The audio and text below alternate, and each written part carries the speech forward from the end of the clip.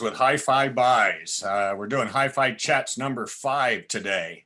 I want to welcome Mr. Mike Latvis, head engineer at HRS, or Harmonic Resolution Systems. He's also the founder there as well. Thank you for coming on, Mike. Well, thanks for having me. It's a pleasure. I love the albums behind you. Well, that's always some of my favorite when I have some time. Well, very good. Very good. Hey, listen, I want to just get a little bit of the housework out of the way, I guess. But if y'all will that are out there watching us, if you will hit the like and subscribe to this channel, it'll kind of keep you in touch and also helps us with our kind of Google search stuff and that kind of thing as well. So we'd appreciate that very much. There'll also be a Q&A thing at the end of this. So if you will, there's a form right there for you to ask your questions. Also, if you want to go to hifibuys.com and there's a little very quick little thing just to click on to fill out our newsletter, just your email. And we don't send out 5,000 of them a week. So I think you'll be safe. They're always informative and let you know what's coming up as events, either virtually or non-virtually, hopefully in the near future. I also want to give a big thanks to the folks on the front line out there. That's including the truckers, farmers, nurses, doctors, all the folks that are basically cleaning things up and that kind of thing, keep us all safe. So anyway, thank you very much from the HiFi Buys team and everybody else in the audio community for all you're doing. So Mike, I guess you're up in Buffalo, New York. Is that what I know? Correct. Awesome. Awesome. So what we're going to do is we're going to do a little bit of learning about Mike, and then we're going to kind of get into some music thing, talk about maybe some mentors and that kind of thing he had along the way, and then we're going to get into some product. So Mike, you ready to go? Absolutely. Thanks for having this event today. Awesome. So basically, in getting to know Mike, tell us your family, where you grew up. I grew up in New Hampshire, specifically the Exeter Stratum. It's right on the East Coast, just north of Boston, about 1 hour. And I was born there, spent the first 20 plus years of my life there. It's a beautiful area with a lot of mountains and ocean and a lot of things to enjoy. Wow. And spent then time outside of there, going to college later on, but New Hampshire is my home still. Awesome. Very, very good. So hobbies? Yeah, I enjoy now more and more grandchildren. That's more of a family hobby, but I do like cars and motorcycles, and used to ski up in the White Mountains a lot. As I've gotten older, I'm drifting more towards cars and less towards skiing and motorcycles. But music, of course, it's a big part of our life. Live music, recorded music, and events of that type as well. Fantastic. I sure am missing some live music. Yeah, I'm ready for live music soon. I don't know if you know this, but I actually lived in Vail and Steamboat Springs for about 3.5 years in my early 20s, and so anyway, had a ball skiing, and I've done a little bit of it as of late, and still enjoying it. But I would agree that it's a little tougher on the body than it used to be. That's right. Yeah. I'm in the other side of 50, not the lower side of 50. I actually turned 59 this July, so this is my last bit in the 50s, and boy, is it I don't know, slightly terrifying. Yeah, same as me. But I'm diving right in. So hey, we're the same age. Awesome. Well, listen, life experiences, things that have had an impact on who you are. Tell us. Oh, it's extensive, really. I've been very fortunate. My parents growing up were supportive. I got to play outside, pursue whatever activities I really wanted to. My family's rooted in service and education, so I had strong family values, strong educational values, and I was very lucky to have those influences direct from my parents, but then also, mentors along the way, professors, business community, friends. So I count myself as very blessed in that I've had a lot of support, and anytime I pursued something, I always seem to find other support and people that inspire me. That's awesome. Awesome. You're like a bunch of people that I know in this industry that basically have this mind of all this creative stuff they want to make and build and so on, and probably just not enough time, people, energy, or money to do it all. Yeah, you have to constrain the desire to travel off in too many directions. If you do that, it'll dilute the pursuit of perfection. And so, yeah, that is you have to resist that. Yes. And you know, the pursuit of perfection sometimes can get in your way, but again, if you have the proper engineering skills, I think it can, you know, take you to the promised land of what you're trying to do. So I look at both sides of that as, you know, depends on who you are and what you're capable of. So Yeah, no, yeah, well, staying focused and finding what you love and enjoy to do, I think, is one of the keys to having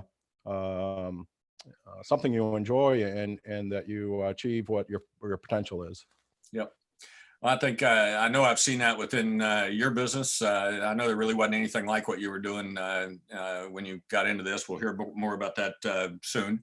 But I totally agree with you. I mean, when I found audio and my passion for it and have spent the last, I guess it's 37 years now in it, I don't know, it's kind of amazing. I couldn't imagine if I'd have done anything else. I mean, I just couldn't imagine.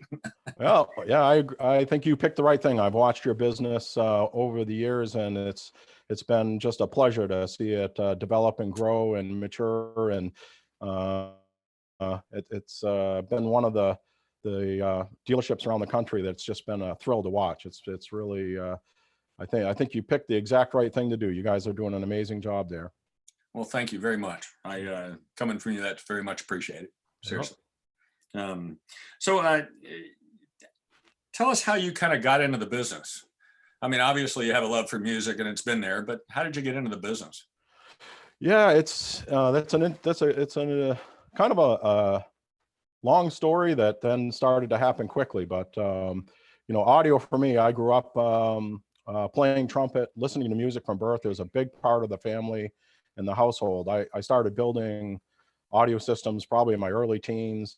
I would, while I was playing trumpet, continue to build audio systems, hanging turntables off my mother's ceiling. She was more than patient with me.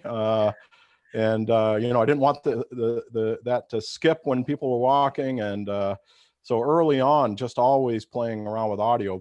But I took a serious engineering career, which, you know, was quite good at math, and that was my obvious strength. There was a mechanical aptitude strength, and then many other weaknesses. So engineering was a natural path for me. Fantastic. And yeah, so I studied mechanical engineering and went on into vibration noise control and worked in the aerospace industry for 20 years and did engineering management, business development management.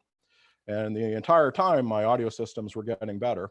And it got to the point where a few people that were mentors at that time on audio system design, I started looking at, well, okay, I need a better audio stand. And what I saw out there was a pretty big mismatch between the technology used in the amplifiers and the speaker and what was available to customers to lower the noise floor of all that gear.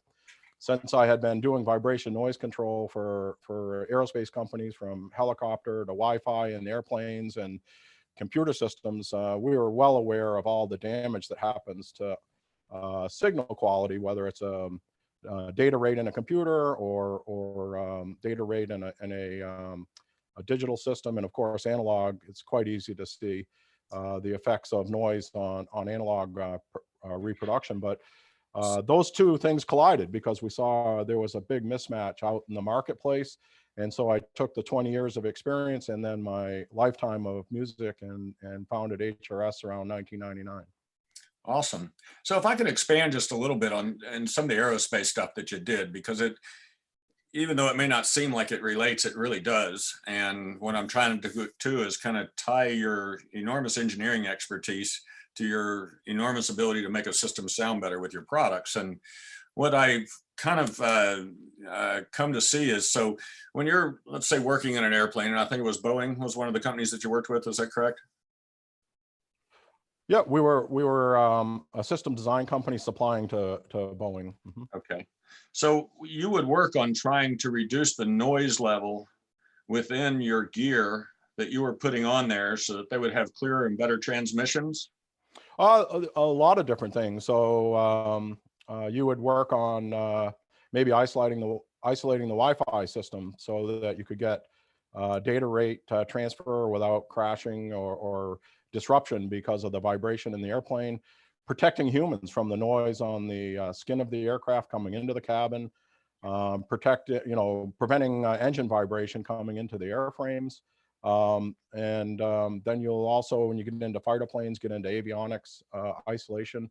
So there's a whole world out there that is going on every day that's preventing the disruption of a human from noise, or just preventing the disruption of an electronic system from the negative effects of vibration, whether it be fatigue or data rate loss or outright crashing the computer, because you get a direct correlation of the energy input into the system will create a voltage spike within the system, and you can actually crash a computer. So we did a lot of Navy shipboard shock isolation, because if you have a large enough input into the bottom of a ship, that mechanical energy and the computer systems that are on the ship will see a high enough voltage spike to crash the computer. So you have to isolate that and decrease that voltage spike. So pretty much everywhere in your car, aerospace, and defense, there is a constant mitigation of noise to prevent either human discomfort or the electronics from not functioning properly or having fatigue problems over time. Yeah, I would imagine if you're a submarine and you're under the water and you get hit by something, you'd probably like to have your controls. Yes, if you lose your computer systems nowadays, it's not a good thing. It's yeah, and they take that so seriously that they actually float a rafted system in a quarry, and they light off a ballistic charge underneath the computer systems, and they have to stay running. Wow. Tremendous. Must have been awesome to have that opportunity. I know you like running your own business. I think your preference is probably for that as far as from a management perspective. But I think what an amazing time for you to be able to use your skills and to be able to, help out actually in, gosh, so many areas of, the world we live in. Absolutely. I actually, engineering for me is a passion, just like music is, and building music systems. But engineering is a passion. So to be honest with you, I was fortunate to work for some of the leading companies for decades and learned a lot, and had a lot of great mentors. I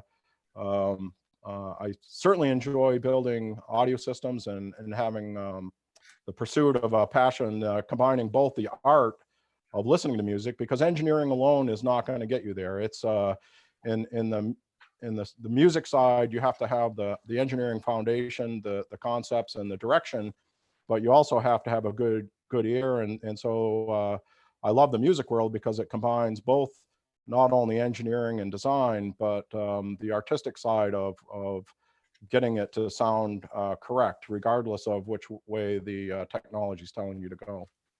Well, I think one of the things that I've seen, and I know, one of both of our buddies, Mr. Richard Vanderstein. I know y'all talk incessantly about stuff, and both of y'all are pretty much engineers to a degree, and I think different ways, but you both certainly bring it to the table. So I think it's awesome that y'all share. Tell us a little bit about how much information do you share? Do you work with a lot of other companies? That kind of thing. Yeah, where the other companies are open, HRS really is about producing better music. So whether it's lower noise signature in the driver as it produces the signal, or whether it's a footer system for a turntable, HRS is open to working with other companies. We actually do private label and build components for other companies that they use in their systems, as well as design our own products. And it's always a unique opportunity to be able to go into the components themselves, because you can do things there that you cannot do after the fact. So it's a lot of fun to not only design the mechanical side of say what's supporting the turntables, but to also partner with some of these companies and get inside the components to make improvements. No matter where the noise is coming from, it's a problem in getting an accurate reproduction of music. And we're up for dealing with that at every point in the system. That's awesome. I've certainly seen that. And we're going to get into some of that here in just a minute. I did want to tell, we all kind of had our first time, and almost everybody in these chats, and I think almost everybody after today as well, has that one time where you kind of just went, wow, this is amazing. Music. Yeah. Tell us about that time for you. Well, being a music lover, I still have those, and Awesome. I'm an engineer at heart, but I'm a music lover. I'm not necessarily a techie or component lover. But the first time that I recall was probably in the early '80s. I was helping to build a nuclear power plant on the East Coast, and we were inspecting the systems for the non-nuclear and nuclear systems. And I was an inspector and a supervisor of a team of inspectors. And one of my coworkers, one of the staff members there, had worked for Peter Snell. Oh. And he worked there in the late '70s and helped develop the Snell Type A. And I went to his house, and I at that point was dealing with pretty well-known products from commercial companies, and had really been building audio systems since I could remember, probably my early teens. But sitting in his home, I was like, wow, what's this? And it was a sound quality that was just a lot pure. It sounded more like the trumpet I played. It sounded just a lot more like music. The driver quality, I could tell, was substantially high, and it was a prototype of one of the very early Snell Type A speakers built in the late '70s. This gentleman worked with Peter Snell to help design and build that speaker.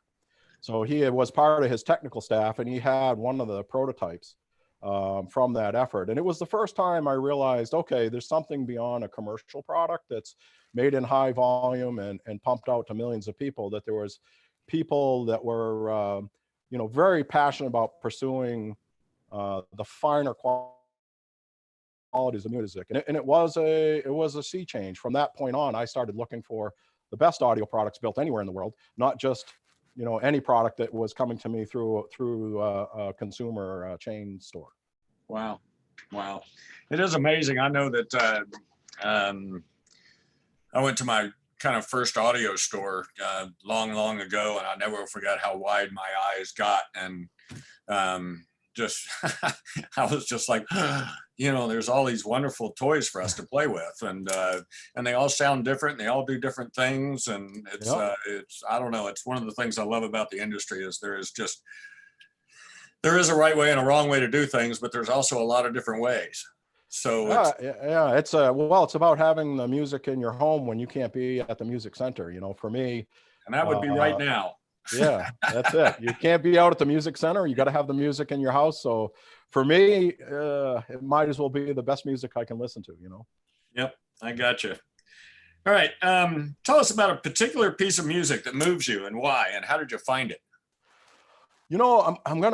This is a personal story, and I'm not going to pick a particular song, but let me tell you, my parents and my grandmother were always listening to music. And a piece of music that is special to me, or a type of music, let's just say, is my grandmother listened to Nat King Cole, Louis Armstrong, and that genre of music. And at age probably in her late 90s to 100, she lived to 102. She was at my home in Western New York, and we got to listen to a complete side of Nat King Cole on a turntable in a very high caliber system. And I watched her at 100 sing every song on that entire side of that record. And it tied me all the way back to my youth. And today, now, unfortunately, I've lost her. But if I listen to those records, that comes back. And to me, there's magic in music just to enjoy it, but it also ties us to special times. And that's one time that was special for me, to watch someone that had passed the love of music to me, sitting there at that age, still enjoying every song. Yeah, I will tell you, I just had chills come up because my grandmother's favorite piece of music was Massenet's Meditation, or Clair de Lune, depending on how you look at it or name it. But anyway, and I didn't realize that until after she had passed. And Mhm. what a shame that was. But every first spring day that it's beautiful outside, I always open up the door and play her music and think about her. So I get the memories and those kind of things that it brings around, and just really special feelings that we've had through our lives from different music that we've had. And, you know, we always kind of do migrate to the same stuff that we play, but then we also go off on these tangents for a year or two and kind of come back home. And it's Yep. always Yeah, fun. it's the wonderful side of it is it's entertainment, but it's also emotional and it ties to memories. Yep. All right. So tell us a little bit about who is or are your mentors in this business or life. Oh, like I said, I'm very fortunate. I've had a lot of business mentors, professors, my parents, and specifically Ed Krasnicki's been a business mentor to me. He's a PhD in vibration noise control and owns a control systems company. He hired me twice. As an engineer the first time, an engineering manager the second time, and then there's people that come in and out of your life. I tend to really pay attention to what I consider the people that have focused in this industry, whether it's Dave Wilson and Richard Vandersteen and all the Dan DiAgostinos, the guys that have just when I'm with them and I get to talk to them, I can see the consistency of purpose in the business.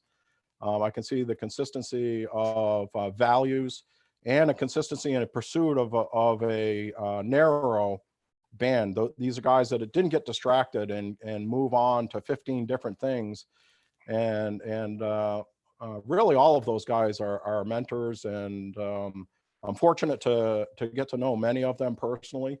And each of them has that strength of purpose and drive and focus, but also a value system. And it's different a little bit from one company to the other, but you'll see that value system. So I'm lucky to have a lot of the mentors in my life. That's awesome. I do find, I mean, culture is led by that, or that is led by culture, depending on how you want to put it. But, I think, I've always liked companies that have what I call a narrow-minded focus. And that sounds limiting in a degree, but it's not. It allows that focus to really concentrate and to get, the top of what that level is. And so that's part of what I've tried to build around me, and you guys being part of that, as well as a lot of the other lines that are in the store. So anyway, Mhm. I really do get what you mean by that. So Yeah, it's always tempting to chase different things that are tangential to your industry, but it's I think very important to in specifically high end where we're chasing perfection. It takes every bit and every ounce of effort every day to do that. And so all of the people that I've watched that having just reinforced to keep me on track because I'm always tempted to jump off onto other things. Yep. I will tell you, early on in my store, I was very tempted in a lot of different ways too. And anyway, it was very difficult for me to hold back because I like to do a lot of different things, but I realized that I wasn't going to do this very well if I didn't really stick in it and sit with it. So Exactly. plus I loved it. I remember I burned out one time and I was called my mother and I was like, Mom, I'm just, I don't know. I just, it just doesn't, I don't feel it anymore and that kind of thing. And about 5 minutes later, I'm sitting there talking to her and I say, but Mom, I don't know what else I'd do. And ever since that moment, I've never even had a thought of me doing anything else. Oh, And I hear you. so, Another mentor I should mention is musically or system wise, Matt Brazeau up in Canada. I okay. ran into him years ago. He was an importer and had a retail store up in Hamilton. Boy, that guy could build systems that made music, and he always had an edge to him, but it was an edge that always developed a great system. And I'll give you an example. If a customer walked into his store and said, "Well, that speaker sound great," his famous word was, "Well, let me unplug the amplifier and see how it sounds." So he was a very early mentor on system for me. That he could put together systems that were just musical. And I was lucky to run into him early on because it truly it's a system. If there's a weak link anywhere in that system, the music just doesn't connect. And I have to mention Matt as a very early mentor in the importance of a complete system when it comes to music. So I have a question for you in that regard, and this was not on your list, but if you say that the system he built very musical systems, what do you mean by that? It connects emotionally. When you're sitting there, you're listening to a performance. You're not thinking about really any specific aspect. For me, it's something that's going to connect and sound real. And a special system that it has to, that's where it has to be. It has to start to really communicate in such a real manner that it has a depth of feeling as well as entertainment. Um, but uh, you don't want to think you're listening to a stereo system. It's a musical performance. Right. So there's kind of two descriptions somewhat. You kind of have an analytical system and then you have a musical system. Could you lead us a little bit into what you feel like are the differences between those two? I know that the one you described already. So what is the analytical system? I think so. An analytical system could have a lot of different appealing aspects to it, but you tend to be paying attention to those aspects. You're not necessarily, you're, wow, that's a lot of bass, or geez, those highs are amazing. I never heard that bell before that way. Um, you know, so it can be a little bit analytical and still be a pleasure to listen to, but it's not connecting in a manner of I've got to listen to 6 more records, because I'm just enjoying them. Okay. Yeah. Yeah, I find as well when when that thing shines at you a little bit, it kind of tends to get a bit analytical because you're paying attention to that as opposed to the music as a whole. Mhm. And so that I think that's really good. Thank you. Mhm. I know that was tough on you because I didn't warn you about that. That's all right. All right. So tell us, what are the main reasons HRS is who they are, not what they are? I'd have to say probably our staff. I mean, I set the vision for the company and the expectation, and sometimes it can be an expectation that is really challenging for many people to attain. And when you're shooting for something that's perfect every day, executed at a high level, it's sometimes a very demanding environment. So I think really the thing that makes HRS different is finding like-minded staff people that have that desire to achieve those same things and have the work ethic, the intelligence and dedication to follow it through, not just talk about quality or service or reliability, but really I think I'm fortunate to have a staff that really is executing it every day, both within HRS and some of our key suppliers that have been with me for over 20 years. That's awesome. It's nice, you're in the right spot when you have, those long-term relationships. It's what I built my business on as well. So I understand. All right, so I'm going to take a little bit of break here, do a little housekeeping, if I can. If I just like everybody, if you will, please to a little thumbs up there, hit it, and also there's a subscribe button so you can subscribe to HiFi Buy's YouTube channel. Also, Chris has a newsletter thing out there, or excuse me, if you go to hifibuys.com and sign on to our newsletter, then you'll be aware of what all we have coming up in the future. We do have some big news to announce in the next probably 3 weeks, and really excited about doing that. There's also a form down at the bottom where you can enter your questions. I'm sure you all have some good questions for Mike. Also, thanks to all the frontline folks out there. You guys, without you, we wouldn't be able to do what we're doing right now. So thank you to all of you. This is HiFi Chats number 5 with Mike Latvis, who is the founder and head engineer at HRS, or Harmonic Resolution Systems. So let's start kind of venturing into some product. Tell me a little bit about the history of HRS. So in probably starting in 1999, we started exploring the impact of noise on audio system, and we started with chassis noise and isolation bases. And really what we found in testing the different products and by measuring them, that you would have structural borne energy coming to the system. You had energy within the product itself, and then you had energy hitting the chassis directly from the air.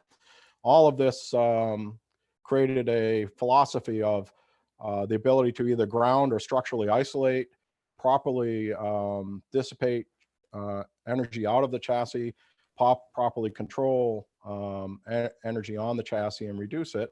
So we went from shelf and component level isolation to chassis noise control to then full complete systems.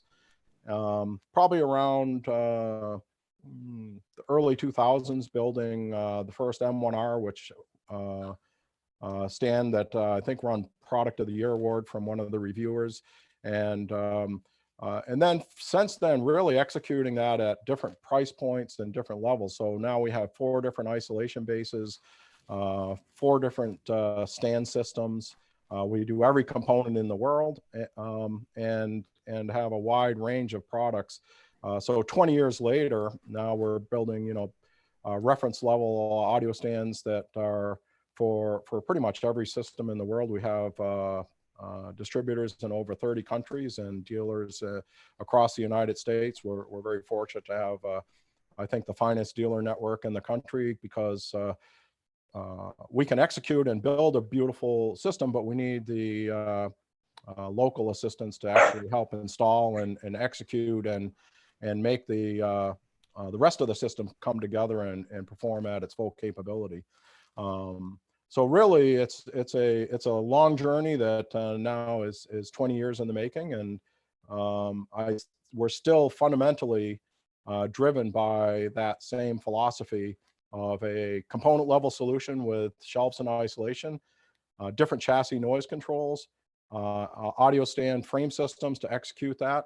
But we're quite a bit more specialized now. The isolation bases are really anything from a grounded base where we want to dissipate energy to a narrow band isolation to broadband to subsonic. And the frame systems are also much more sophisticated. They're infinitely modular, infinitely expandable. So we've been pursuing the same line of thinking, just applying more and more technology to it as we go.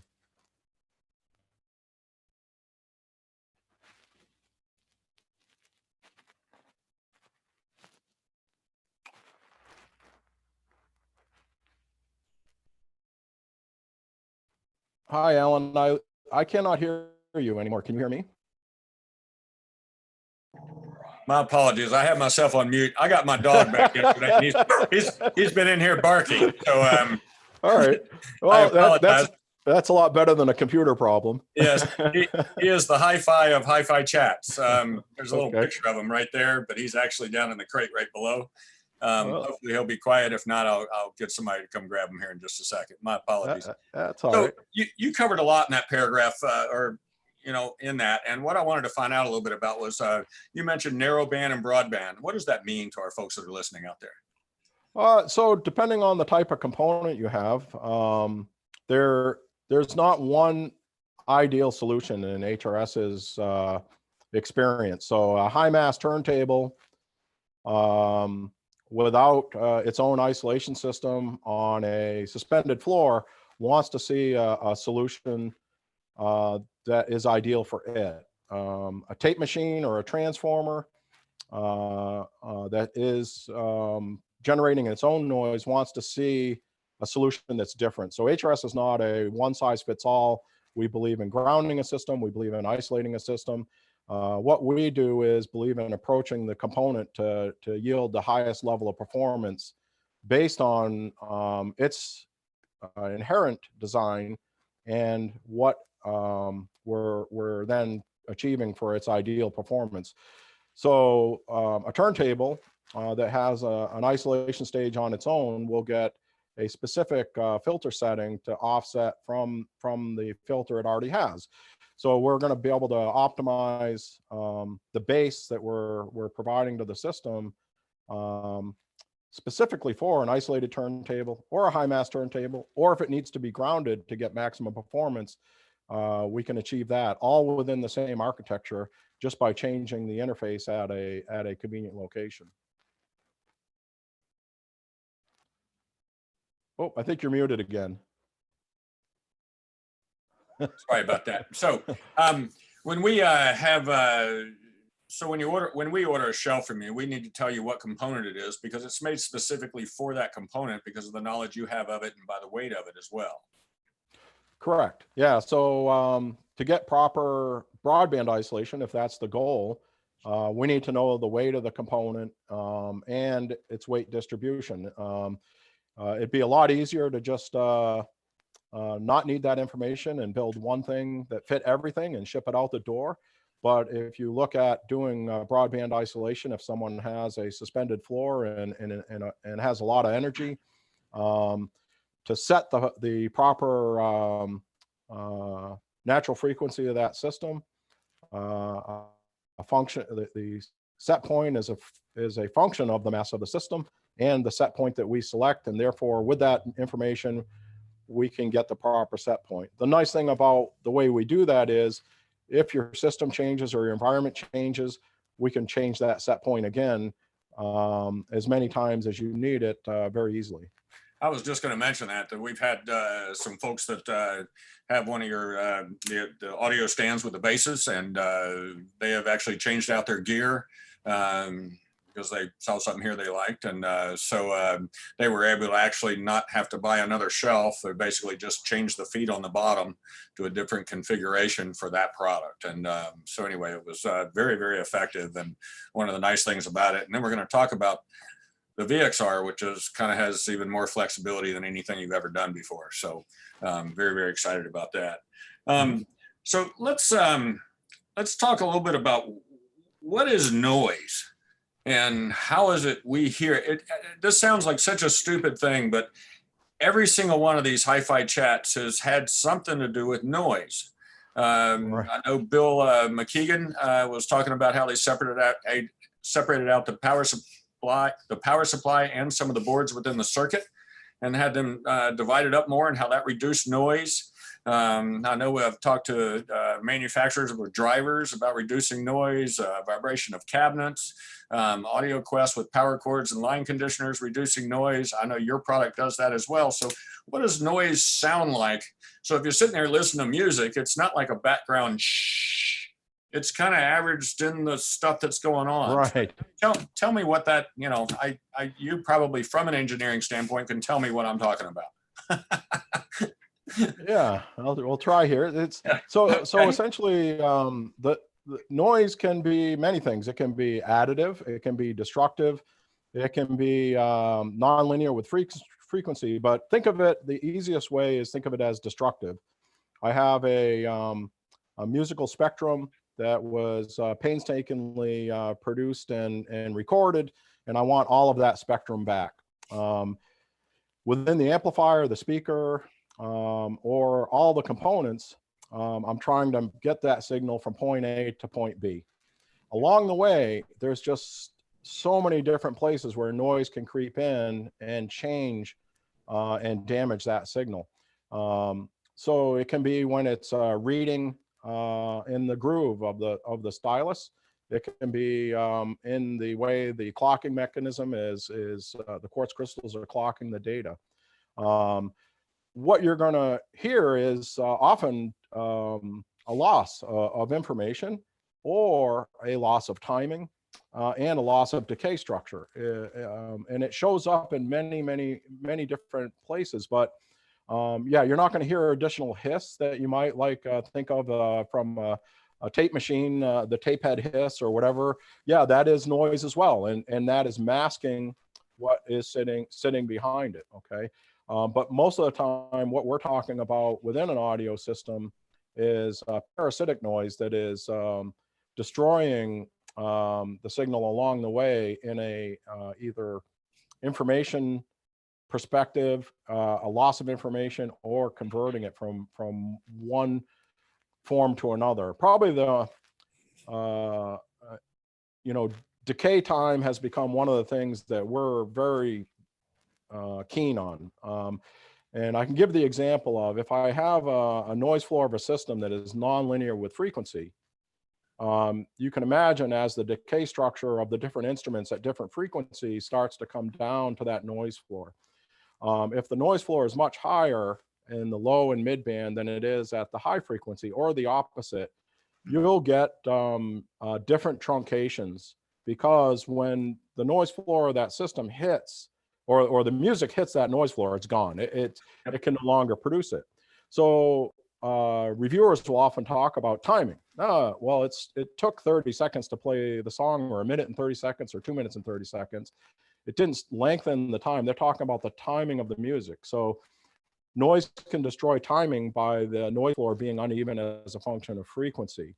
It can mask instruments or artists. Often people just say, "Oh, I never even knew there was 4 singers. I thought there was 2 or 3." So it's a masking, it's a timing, and then it can also be additive. If you have a noise problem that coincides with certain frequencies, you can get accentuations or what we would call artifacts. So, but nothing's good is happening Right. with noise, and that's why, whether it's driver design or amplifier design, everybody is focused on that. They realize that you're not going to get a high quality audio system with noise problems anywhere in the system. Yep. I've even think if I go back into my earlier days, and I run into it here at the store occasionally, where, you know, we'll have something that's a little bit of a noisier system, and people will like that more to a degree. I think it mainly because they're saying, you know what, I hear more at that guitar riff at 1:23 than I heard out of another system.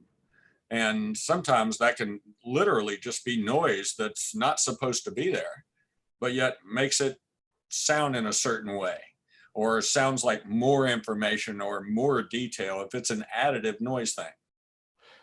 I suspect it's possible. For us, more often it's destructive. I mean, I think there you're talking about systems having more or less highlighting a different part of an instrument, maybe, Yeah. or Mhm. you know, shining a light on one part of the music or the other. Yes. The noise that we're talking about is, you know, our goal is not to change how a system necessarily accentuates or doesn't accentuate a certain part or a certain part of the music, but to make it sound as natural as possible, the way it's presenting it, and in its complete form. So I think for us, we don't, when we're removing noise properly, I never have seen where I like the noisier one better. But I think there is enough people out there that are listening to noise that sometimes they may confuse the high frequency noise with information that's not real. Mhm. That's more in line with what I meant in that regard, because right. you know, and again, But that's, I'll be honest with you, it's quite rare. You know, we've now been fortunate enough to build systems for 2 decades, and you know, it's very, very rare that we'll get someone that will say, you know, I liked having that noise there. You know, it's yeah.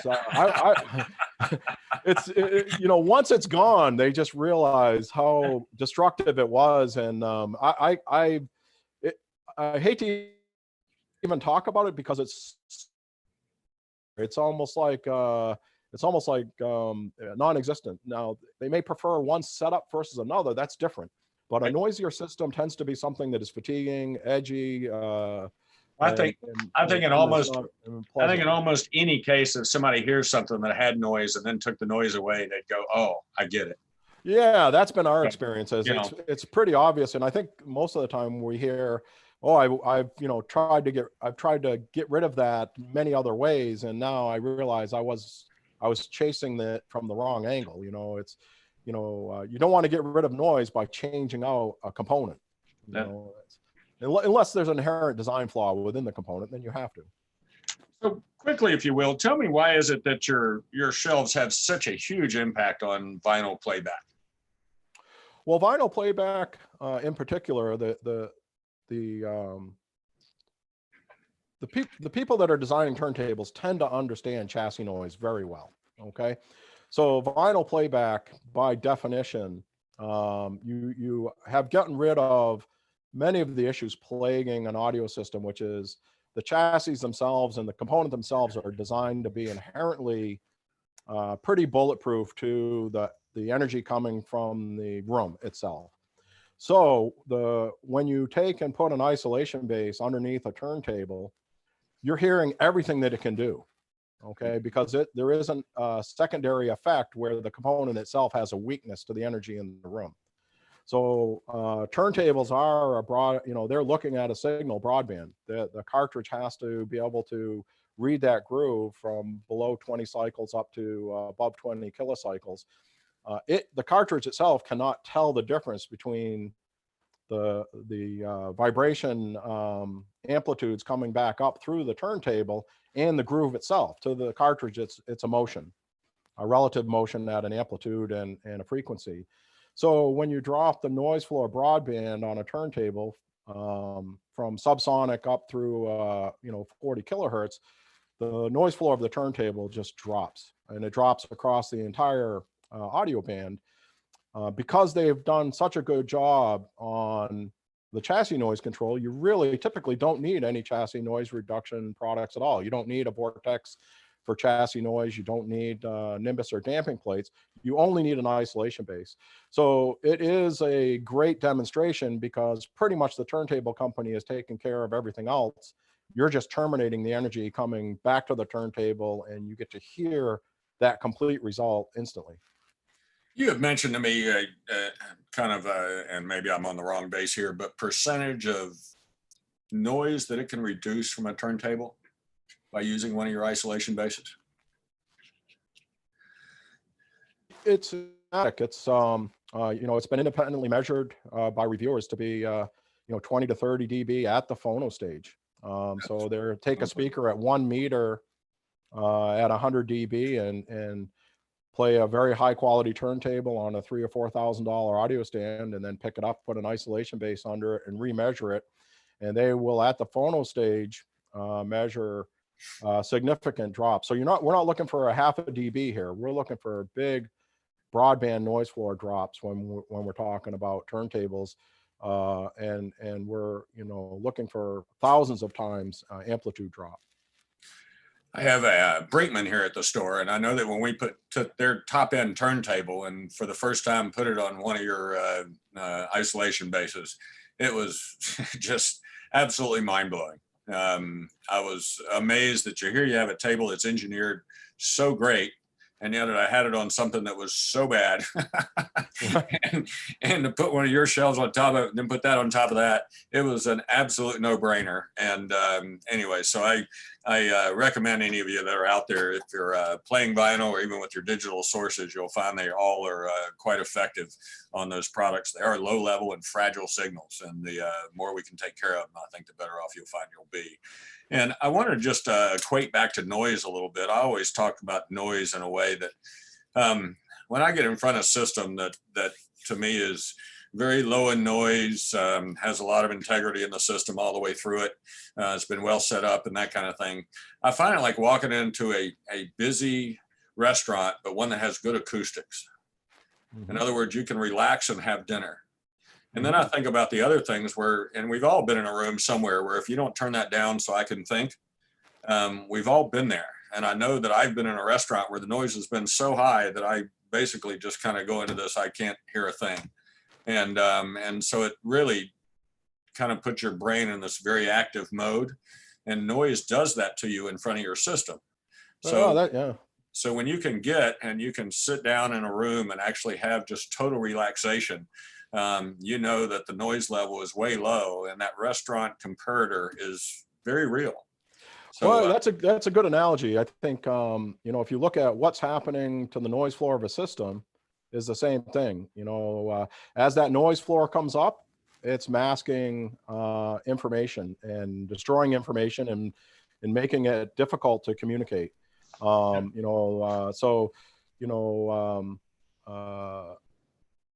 Whether it's the background noise in a car driving at high speed, or a vacuum cleaner running in your living room while you're trying to listen to your stereo system, or background noise in a restaurant, I think that's a good analogy. When that noise floor is low, you can enjoy the event, and as it gets high and it gets confusing and everything becomes abstract and more difficult to understand. Mm-hmm. Yeah, awesome. Well, thank you. All right, so you have 4 levels of the isolation shelves. Let's talk about them a little bit. Let's start at the E1, which is a new shelf for you guys. Gosh, probably not so new anymore. um, but you end up finding a well-engineered product. We've sold quite a few of them, and they've been actually awesome for some of the more reasonably priced turntables. And it's just my hat's off to you for being able to reach the market that you have been and still able to keep the look and the integrity of your product together. So tell us a little bit about E1.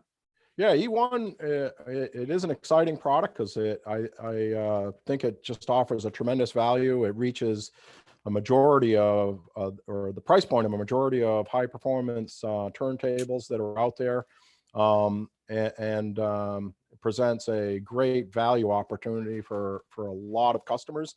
That was the design objective. We wanted to get as much of our reference level isolation base at the lowest price point possible. We did that by taking a plinth system and having resin fabric composites pressed under high pressure to design a custom material interface, using 2 layers of that to create a constrained layer damped sandwich in the plinth system. So we got very high internal energy dissipation, but we have, and high mass, which is a kind of one of our guiding principles. But it has the primary isolation stage of the reference level models. So we reduced the cost of the plinth system, but did it while maintaining a majority of the performance of the next model up, and hit that lower price point. We did have to reduce the amount of billet aluminum, so it's only on the front trim and not on the other areas. But to me, the cosmetic is there, the performance is there, and it's an exceptional value. And I think one of the products I've been most excited about for a while. Probably was the hardest one for you to do too at that price point. Yeah, it's price is an engineering challenge, Yes. especially when you're talking about modest production volumes, and certainly it's can be more challenging to deliver that much performance at the lower price point, and that's what makes it exciting, because it is a more difficult challenge sometimes when you have all the technology, but need to be challenge yourself on how to think about the price and manufacturing of it. Yeah. High creativity comes in then. Correct. All right. So let's move on. The next one, R3X. What do we gain in moving up to the R3X? And actually, if you don't mind, E1 sells for, I believe, $995. It's around $1,000. Okay. I think 1095 2020 pricing. Okay. And the Yeah, R3X. and I'm great on the technical stuff. I'm gonna be ballpark on the pricing. I don't pay attention to it as much. That's okay.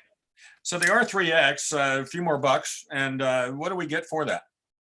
Would you like to see a quick cross section of the E1 and the R3X, or just talk about it verbally? No, it'd be fantastic if you wanted to do that. Okay, hold on one second. We do want to move along so we don't keep people through dinner. Yeah. But it's actually very interesting, Mike. Thank you. Yeah. Let me bring this down. Bring this down.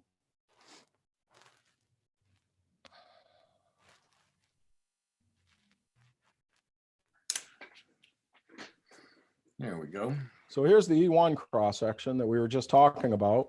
And so it has an upper and lower custom material and a constrained layer damp, and then this footer that we can adjust broadband, or this can become grounded as well at this location. And we do have the metal stiffening trim on the front only, but essentially it's a high mass constrained layer damp plinth system. And now I'll Mike, when you say grounded, what do you mean by that, just for the folks out there? Oh, let me, well, so at this interface, the high mass turntable you were talking about, we want to isolate broadband at this interface. Okay. That allows us to terminate the energy coming to this plinth from the outside world. But if the component sitting on top of this plinth had a higher noise floor than the structure below it, you now up here, you want to transfer the energy down. We can switch out this location and actually dump energy through the base into the structure below. So the Okay. way HRS designs this is we can convert from being a energy barrier, an energy transfer barrier, to an energy transfer vehicle. Okay. And that's one of the powers of all of our products is the plinth is designed to be an energy dissipation device and a transfer. But changing the footer location, we can then either decide to transfer energy or prevent the transfer of energy and optimize it. So now this is the R3X, the next model up, and Okay. what you'll see is the stiffening trim is all the way around. It's on the sides, the front, the back, and the core structure is more complex. Now we make the exterior always look simple. HRS's philosophy is this is a display case. We hide everything internally. So now you have an inner core that's CNC machined. There's a decoupled mass damping system inside. And then that resin fabric composite top and bottom plate is a little bit thinner and it's bonded into a sandwich. So we now have a more complex, higher mass density plinth system, but with the same footer outer system. And when you go to the S3, you're taking another step up. Now you'll see the plinth system is a 3-layer top and a 3-layer bottom, alternating layers of material where we have resin fabric composite and a very high density stainless steel plate, so that the density of the plinth system goes up with the same decoupled mass damping system. So it's the same philosophy of a very energy absorptive plinth system, very high mass density. And as you go up in price point, we're increasing that philosophy. We're not changing from one philosophy to the other. Okay. We're just giving people more of that philosophy. When you get to the M3X, you now have a secondary choke system that's machined into the frame. It's all billet machine frame, all from one single piece. Has about 75 parts in it. It does still have a decoupled mass damping system, and then it has a high mass granite inlay. So that plinth system becomes the most complex that we make. Still, though, the same philosophy, the same cosmetic elements. We want them to all look the same regardless of the system that we're using. We don't want it to look kludgy. We want Right. the least expensive shelf to look just like the most expensive shelf, because often a customer will take advantage of using different shelves at different component locations. Agreed. Agreed. My understanding is also the cores have kind of a shape to them that is unique. Not trying to get into your private stuff that regard, but I just know that it's not just, kind of set in there and somewhat square and, that seemed to work. So Yeah, there's attention. Yeah, so the cores become increasingly more complex as they go up in price. And you probably go from a 3-piece core assembly in the E1 to a 5 or 10 piece up into about 75 parts by the time you get to the M3X. But yeah, there is a lot of complexity, a lot of parts, a lot of manufacturing process steps inside the plinth. However, preserving a cosmetic elegance, we want this to be a display case. When you put audio research on it, we want it to look like audio research. D'Agostino, want it to look like D'Agostino. We don't want the system to look like HRS regardless of what gear is in it. We are very much a believer in an understated display case philosophy. So we hide all of the technology inside the elements. Well, you do a great job of it, because I will tell you, I think it kind of struck me there with your words that way, because, when we do put a product in it, that product does kind of seem to steal the show. And so I think that's awesome. You nailed it. Great job. That's the way it should be. Yeah. Yeah. The rack should not draw attention to itself. Only in performance should it be drawing attention to itself. So I had down here why the rate ranges. I think we've probably already covered that. Do you want to? If you want to do true broadband isolation, the physics behind that are you have to adjust for weight. If you want to do grounded systems only, you don't need to worry about weight. With HRS, you can do either one. And to me, that's the power. And not only do either one, but, you know, an isolation system isn't an isolation system. I can build those isolation bases with the same footer system 15 different ways. They all sound differently. It's about marrying the best of technology with a lot of listening tests and finding it where the technology is right and the low noise floor is there, but also the balance in the music is right. But with HRS, you can go from one environment to the other, such that if you went from a turntable, like you talked about, a high mass turntable, and you went to a component that, let's say, had a very a large transformer that was quite noisy in it, and to sound good, it needed to be that way. Well, we don't want to isolate that noisy transformer. We would want to ground it. And the beautiful thing about our approach is we can change at any time in the system from one approach to the other at any location in the system and change back. And that's a powerful thing for the client, because we can get maximum performance as his environment changes, as the components change, without him rebuying the entire system. So in general, if you have a component that's making noise, meaning transformer hum or that kind of thing on itself, you normally want to ground those products. Well, yeah, it could be a noise that you hear, or it can just be that the noise level internal to the circuit goes up or down based on it being grounded. So it can be external noise that you hear, or it can be internal noise, because if that is, you might not even be able to hear the noise, but if there's a noise source inside the component that's significant, if you don't allow that energy out, then it can become a problem in itself. So this is a refinement in the HRS philosophy over 20 years to now we have very specialized products where we can really adjust the base and the chassis noise control on the component based on what the product type is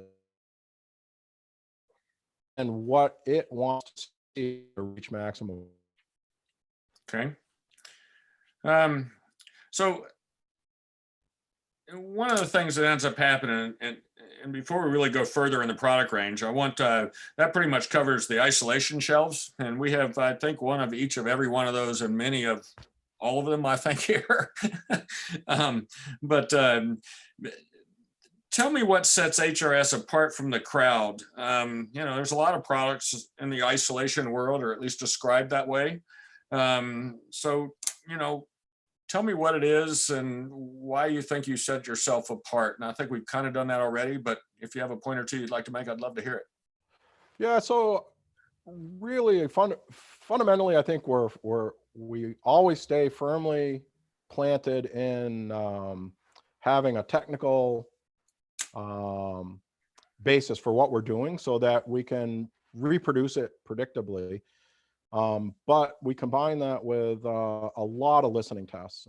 Every product, every version of every product where we're adjusting the material, say inside the new Vortex footer, we'll listen to 18 different combinations of that material. So the technical concept is founded in science, but we refine that with listening and lots of listening. And then we let both the engineering and the listening guide the final result. So I think what sets HRS apart is a very deep technical understanding, but also a very deep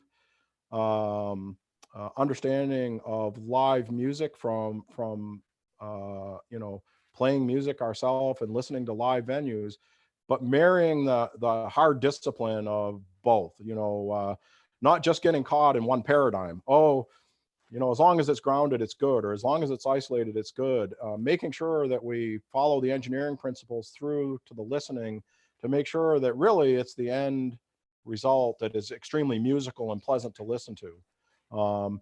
If any one of the people in our listening panel finds an objection, the product doesn't pass and it doesn't get shipped, even if technically we felt it was completely sound. So I think we hope that is something that our customers really appreciate, they hear, and they get that it's a combination of those disciplines that makes HRS what it is, not any one discipline. Yep. I would say you're very thorough in what you do. I have no problem. We're getting ready to get into the audio stands, and I never will forget putting together my first SXR. And it had basically threads, and you Yep. take the other part and you put it on it and you go, whew, and the thing goes. All right. The machining you do is just out of this world good. It is, I couldn't imagine. Well, first of all, I know I don't have that ability. That's why I have you here. But I am always appreciative of really, really good engineering. And over the years, it's kind of become a lot easier for me to see what's real and what isn't. And Right. and so anyway, my hat's off to you on the quality of the product. Well, thank you. Yeah, it's you know, that the disciplines that we're talking about continue on into quality, into customer service. The way you get really good threads like that is you inspect everyone, even after all the process controls and the precision machining. And I'm glad you noticed that. That's, to me, the quality should be better when you get it than you thought it was going to be when you looked at it on the computer or in the store. Well, I always tell, I've sold quite a few of these systems, and the thing that I end up always telling them with confidence, wait till you see this thing go together. Yeah, well, we have a lot, a lot of people that work hard at that every day. They take pride in it, and it's it's done with a lot of passion and a lot of effort by a number of people, and it's you don't get there without having people that have that passion and dedication. Yep, I totally agree, and it has been time and time again, I'll say. Okay. Well, that's the goal is every time. Yep. And, I mean, I don't have a no time yet. So well, we're not perfect. We're human too. But I can tell you this: if it's not perfect the first time, which hopefully 99.9% it is, we'll make it perfect immediately. So that's all we can promise is we'll take care of it. Yep. Well, so far I've not had a single issue, and don't really expect to. So thanks. It's one of the things I love about your company, and again, a few others that I work with as well. So let's talk about audio stands. So we talked about kind of what the shelf does for noise. Mm-hmm. What is the audio stand without the shelf? And I guess you can't really call it that because they're together in the way that they work. Mm-hmm. But tell us a little bit about why. Is it better for me to start it like the RXR and talk about it and then kind of move up, or just in general? Well, yeah, I think we can talk in general because again, the RXR approach is not different than the top of the line VXR. It's just how much technology can we put there. The frame is important because from HRS's standpoint, we are developing a stand frame that has its own internal energy dissipation capability. It has high mass and is resistant to the energy. Has high stiffness because the mismatch, if we're going to isolate, you need high stiffness so that you get a big mismatch in frequencies. So the performance goes up with stiffness. So the frames are all designed to be a perfect complement to the objectives of the isolation base. We designed the frame to be a perfect complement whether we want to ground and dissipate energy or isolate it. So the approach we take with the frame systems is, regardless of what way we need to execute the shelf and the component, the frame allows that execution at the highest level. Okay. Now the other goal of all the frames is modularity. I learned early on. Did you say modularity? Yeah, modularity. Yeah. So being able to rebuild this thing for systems change constantly. My system's changing. I like to keep it as constant as possible, but over the years it changes. You want to get from point A to point B. You'll see that in every frame system. So optimization for performance of isolation, optimization for performance if we're grounding. I don't like wobbly, kludgy things. So we want a very firm, stable structure. And then I want it to be a simple, elegant design so it doesn't draw attention to itself. I want to hide all the performance characteristics inside the frame. And then we want it to be changeable and as changeable as possible. And as you go up in the series, you're going to get more of that, but we have that built into every single frame design. So the RXR is the kind of again, new, but not really new, one of your designs. And, you know, the one thing I've learned in this industry is if you do it right one time, you don't need to do it again and again and again. So I know your engineering philosophies are very sound. And so there's no need to come out with a new product every, you know, year to get everybody excited, because in reality, there may be things to learn, but it's going to take a much longer time to get there. Yeah, HRS, it's our philosophy with development is it's my job to spend the money on the first 5 or 6 versions. You know, so essentially, yeah, I don't believe in, you know, if we're doing our job right, I don't believe that we can have a better thing 6 months or a year from now. If I've done my job right, it's going to take me a long time to find a way to come up with a better concept. So we definitely don't change models a lot. The new reference level VXR is our newest model. It's maybe about 1.5 years old. The RXR came before that. But our philosophy is that we build it in the computer, we test it, we build it, we test it, we build actual physical versions of it, test it. So the first 3 or 4 versions of products no one ever sees. Okay. Yeah, we spend our resources. When it's right and it's something we would buy, then we release it. Fantastic. So we go from like, as we kind of go up the line, we go from RXR, which is a very stiff, extremely well-made wooden structure, to basically the SXR and an aircraft aluminum structure. Tell us a little bit about what you do moving from one step to the next. And again, the RXR is the entry level and the SXR is the next step up. Yeah, so the RXR has a metal and wood structure. We actually hide most of the metal parts, but there is alternating layers of dissipation materials within the RXR. We alternate those layers of stiffening and energy dissipation, but we hide it behind an outer wood trim.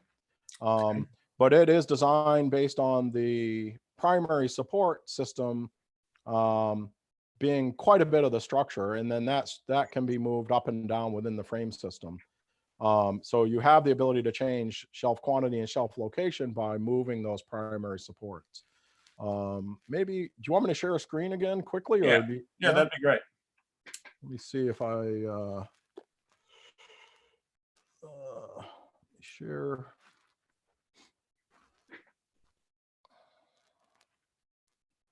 Everybody doing all right out there, I hope? Yes? There should be, so there's the primary support structure, and then there should be, one of the unique things about the RXR was this R shelf. So the R shelf was designed to be a very high performance system at $500. And this is the bottom of it, folks. Yeah, this is the bottom of it. So it has a custom material interface that dissipates the energy, and then a dual beam construction of bonded resin fabric composite. And what we did is and this is all hidden again. So this is the wood that Alan was talking about. And here is the R shelf in that very thick cross section of the resin fabric composite, and then a damping and dissipative interlayer. When you look at it from the outside, all you're going to see is a very nice, clean maple finish, either black or clear. But inside, we have these dissipative elements, alternating layers of high mass density, dissipative materials, structural metals that are stiffening that, more dissipative material, and then another layer of metal. So again, we threw a lot at this product at the lowest price point we could. The R shelf was the key. To me, the RXR R shelf combination is where there's huge value. The minute you want to go past that grounded system into isolation bases, you're allowed to do that at the RXR because you can lift. Let me see if we show. Yeah. So the R shelf comes out, and now we can drop any footer and isolation base into that structure. So it doesn't constrain you from taking, like we have on the second shelf down here, there's an isolation base. On the top shelf is an R shelf. So it allows you to convert from one to the other and back, but the value for me is in that R shelf structure, because cosmetically we drop it into the frame and you're not spending any money on cosmetics on the perimeter. It's to me, that's where this is a special product. The minute you're going to go to all isolation bases, the value drops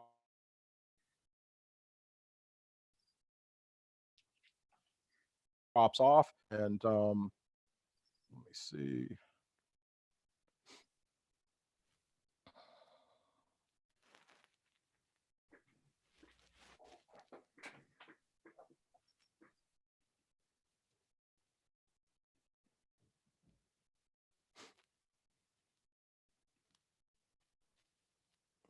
There he is. Yeah, you don't need that. Profile pics. Yeah, that's not what we're looking for. I So here is here is now a more rigid metal structure. When you get into the SXR frame, and the damping elements, the energy dissipative elements are in the frame, and you have an offset. So we use a 3-post offset to get a wide bending moment. So when you go from the RXR, you are going from a wood metal construction. When you get to the SXR, you're into an all metal with dissipative elements built into it. And Okay. then when you go up to the VXR, you're going to get into a, you know, a full-blown execution of, you know, what HRS is shooting for at the upper end, which is very high stiffness with built-in dampers, full modularity on the vertical, and shelf quantity and shelf location. Every degree of freedom of this system can be adjusted for maximum performance. The SXR is infinitely modular as well, but the frame would have to come apart and go back together. The VXR, the shelves can move with the frame intact and fully assembled. And again, with the same theme of that's what it looks like for a 3-high custom stand for a Air Force Zero turntable. But here's what that looks like put together. Let me find that. So again, we want to remove the complexity and have it be a beautiful display case. So the turntable would sit on top and 2 components would sit below it. So all the way along, we're talking about a energy dissipative structure that is, hopefully I'm back with you. You are? Yeah, so we're talking about designing a very stiff energy dissipative structure that optimizes either isolation or energy transfer. And then we're going from wood and metal construction to all metal construction that's infinitely modular, but has to come apart and go back together, to one that has every degree of freedom available to the client. You can change vertical capacity independent of component quantity, component location. It's infinitely stiff, infinitely mass. A VXR weighs in at probably a 4-shelf unit over 500 pounds. An RXR maybe 150 pounds. And then the SXR somewhere in between at 250 pounds. So same technical philosophy, just more and more and more of the approach executed at a higher and higher level. I'll never forget when we were getting ready to do kind of an education for some customers down here with you down here. And you sent me a VXR and it didn't have any shells on it. And we rolled it out of its crate and it felt like a bank vault. It was very impressive. You could park a car on that thing, any car. And yeah, well, that when you start shooting for cost no object, you have a lot of resources. And yeah, we threw everything at that product, and it's been exceptionally well received and you know, coveted by many people, and the people we built systems for love it. I'm glad you appreciated that. Yeah, you can. We've built a 7-high VXR stand that's over 6.5 to 7 feet tall, and one of our head production staff is 6'4", and he pushed on that. It doesn't move. I mean, it is a bank vault. I bet. All right. Let's see. Thank you again for sharing that. again, it is amazing how much noise comes into all these conversations, and your engineering abilities. I think, you know, what I love is your past before you got into this, and then getting into this with such passion. I have seen over my years in the industry how much passion drives so many things in this business, and I just absolutely love seeing it out there. Yeah, So, thank you. when you see high-end systems, any high-end systems at the shows, pretty much HRS is in it. I have no idea what your shipping bill is to a high-end show, but I'd hate to think of what it is to Munich. Um, but Yeah, I hate to think about it as well. I know I see your audio stands and the isolation shelves just about everywhere, and for good reason. I think people want them in their systems, otherwise they know they're not going to have the same sound they should. And I think that's been well noted. I know when I visit other manufacturers, I've also seen your isolation bases, and again the stands at pretty much all of those locations that I've been at. But let's, if we can, quickly. We're very fortunate. I know we've got some questions out there, and you're an interesting guy, so time has really flown. But let's quickly go through the accessories: the Nimbus Vortex, damping plates, and the record weight, both heavy and light. So let's start off with the Nimbus and tell us a little bit about it. Yeah, so the Nimbus was designed and still recommended for sheet metal chassis noise control. What it does is it creates a constrained layer damped interface between the chassis and the surface below. So if you have a noisy shelf at home that's not very well controlled, it might be MDF or glass. The Nimbus is designed to interface between the bottom chassis of a sheet metal chassis and that surface, and to lower the noise signature of the chassis and the shelf below it at the same time. So it was designed for sheet metal chassis on our isolation base or not on our isolation base. And it is a very effective device that can be used at a lot of locations in the system. So one thing I've been impressed with, I've been able to take an isolation base, put a product on it, and then put Nimbus couplers under it, and then put the damping plates on top of it, and we just keep going farther. So yeah, it's a 1 + 1 = 3 exercise, or a 1 + 1 + 1 = 5, right? yeah. So the noise is coming and attacking the system from many different perspectives. So you have structural energy, you have internal energy, then you have airborne energy direct to the chassis. So each time you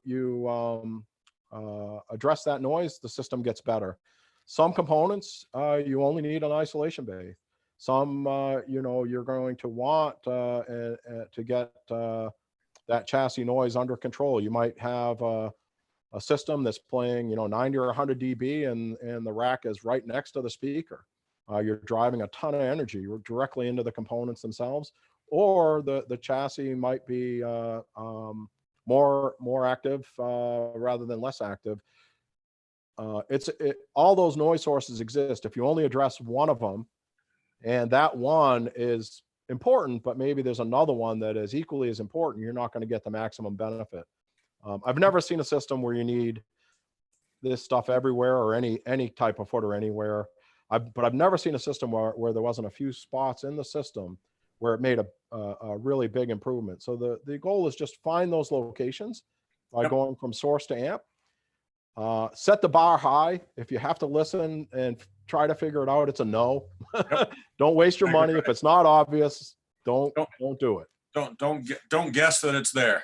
Don't guess that it's there. Move on to the next spot. Look for the really important spots. Because the one thing I would say, the engineering is real, folks. And so the thing you end up finding, basically, if you get on the product, get the right product with the right product, meaning one of your products with the proper HRS product, and you do something with it, you should hear that without having to strain to hear it.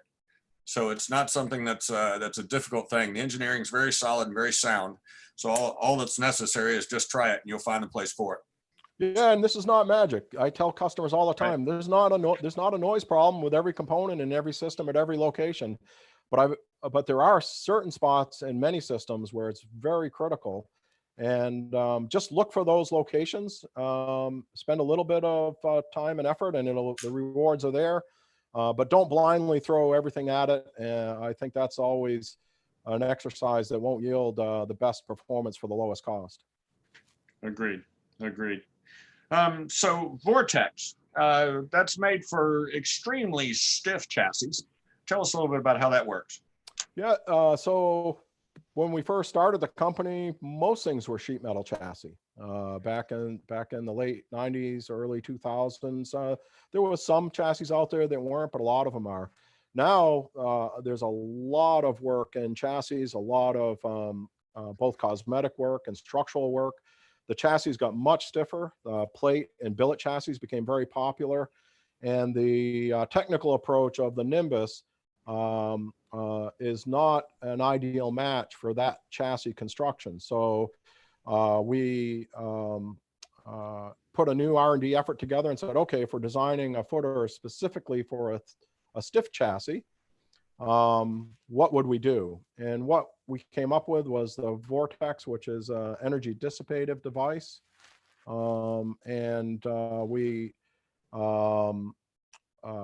felt that most people that are chasing that excellence and they're in a component with a stiff chassis are likely to going to be getting into an HRS isolation base. So the technical approach on the Vortex, unlike the Nimbus assembly, was to optimize performance when the Vortex is used with one of our isolation bases. So that's where all the development effort was put, and the results were spectacular. Really, the speed and dynamics, when combined with a very high quality component with a really nice chassis, are approaching live, almost kick drum type speed and dynamics, which we felt was maybe something that could be difficult to achieve. But the snap, dynamics, speed, clarity with the Vortex is exceptional. I highly recommend them if you have that chassis type. But it's not the Vortex is a better version of the Nimbus. Right. You can try Vortex, but in our opinion, it's not the right solution. Okay. Thank you very much for that. So you also make a record weight, medium and kind of low weight. Correct. Yeah. So record weights as well. There's not just one record weight that we feel is ideal. If you have a 10-pound turntable with a 3-pound platter and it's a suspension, that record weight is not necessarily the same record weight that's ideal for a 70-pound turntable with a 40-pound platter. So we build a analog disc light that is designed for pretty much all low mass to medium mass tables, non-suspended tables, and suspended table designs. And then we have a heavier record weight called the ADH, and that is about 3 times the mass, more like around 800 grams versus 300 grams. And it's designed to give optimal performance for the high mass turntables where, you probably have at least a 15, 20-pound platter. And it really depends on the drive. If you've got a good bearing, you've got a direct drive with a lot of torque, you can try the heavyweight, device even with a lower mass turntable because it can handle the torque. Mm-hmm. In general, they're designed to correlate with the mass of the table. Very, very good. Okay. Well, that's kind of gotten to our accessories. I wanted to ask y'all, if y'all will out there, to like and subscribe. There's a little thumbs up out there thing, and subscribe to the channel. That way you'll be aware of it when it comes up. Also, if you will, please, there's a form there for questions. We're going to be on Q&A here in just a second. Also, if you want to go to hifibuys.com, you can actually sign up for our newsletter there. There's an easy little thing. Just click on the newsletter, put in your email, and boom. So anyway, also wanted to thank the folks out in the front lines, everybody that's supplying our food, people that are allowing us to be able to get it, delivery folks. It's I think I went 3.5 weeks without going to a store except this one. So I was kind of happy, but it was a little bit of a weird experience because it was different. But anyway, it's nice to see some folks getting out and about, and hopefully we'll get back to a somewhat normal world very, very soon. I want to thank again Mike Latvis, founder and head engineer at HRS Harmonic Resolution Systems, for being on HiFi Chats number 5. I got one last question for you, Mike, before we actually get into the Q&A. So, you know, we are all in a little bit of a crazier world right now than we were. And how have you had to make adjustments to what you're doing in your kind of everyday life? I feel like I work twice as hard to get about half as much done. That's starting to relax a little bit now that we've kind of made some adjustments and that kind of thing. Of course, now Georgia's trying to get us to open the stores, and we're probably, you know, a week or two from that. But, you know, we're doing appointments down here, private appointments. And, you know, we bought a new phone system to be able to allow things to go around and so on. And so anyway, we've actually become a leaner, meaner company in the process.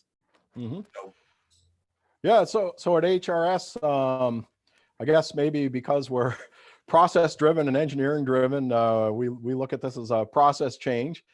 We're looking maybe forward to changing some of those processes back, but we're adjusting to make sure we have a work from remote environment. We have adjusted how we handle incoming receiving materials.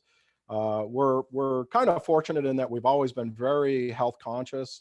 All of our employees always wear N95 or better, you know, P100 masks. So we were fortunate that we had those in stock. We continue to use them now more than ever. But to me, I guess we're approaching it from a process standpoint, which is we're going to adjust and make sure the material coming in is safe, material going out is safe, that the employees are safe, and that we take advantage of nice technology that we have to interact more. I was just talking to our sales staff and saying, hey, this is really going to accelerate what I think were the natural trends anyways, and gives us a chance to interact with people directly more frequently. So I think we're going to find not only that we're adjusting to the new environment, and it is you know, changing the way we do business, but I see positives coming out of this as well. It's going to accelerate things that we realize we should have been doing, whether it's allowing or having an employee work from home more frequently, even when times are better, or interacting with our customers and our dealers in a way like we're doing today. So I think there's challenges that come out of it and benefits, and you know, we're making those adjustments and moving forward and serving customers every day. yeah, it's all about moving forward, isn't it? Yeah, that's take what's there and make the best of it. I'm a firm believer in that. I also, being an engineer, I have a lot of confidence that there's people that have dedicated their lives to solving problems like this. They're working hard every day. Yep. We're going to do our job to keep building great audio systems, but I have a lot of confidence in everybody else out there that's gonna make this something that is very, very manageable for people here in the future. Yep. You know, what's hard to believe is that kind of today is almost like 2 months from the beginning of this thing. And when you think how much change happened in that first week or two, it was like every 4 hours, and it was changing and adapting to it and that kind of thing. I was talking to one of my buddies and also another manufacturer about how it was a full-time job just to adapt. And so that was kind of interesting. And at the same time, you know, then we kind of see it relax a little bit, and then it changed again, and then it changed again, but not quite so often. And so, and just like any other time, I think we all adapt and learn how to, you know, do things. I think if they'd asked me in the very beginning of this thing, am I going to wear a mask and gloves in June, I would tell them no. Right now, I'm like, okay, if I need to. You know, and you know, we at the store are coming up with a plan to make sure that we can keep everybody safe here. And as soon as we have all the tools and materials in to make sure that can happen, which is mostly gloves and masks and that kind of thing, we're going to show respect for our customers by wearing that. And we're going to ask them to show respect for us by wearing it as well. And that way we know we'll have a safe environment that we can work in and have people come in and not feel like they're, you know, at risk. So I think that's great. Well, thank you. All right, so we've got some Q&A going on. So you ready? I'm ready. I know you are. You love this stuff. All right. So John B. Hey, John. With so many resonance slash isolation systems on the market, what key priorities for materials, technologies, mechanics does HRS use that we users need to be mindful of? In other words, what are the key aspects of isolation that must be addressed, and what are the best ways to address? Woo, that's a book. That's a good. That's a great question, It because is. there is I a agree. lot of there's a lot of products out there, and the reason there is a lot of stuff out there is these circuits are so sensitive.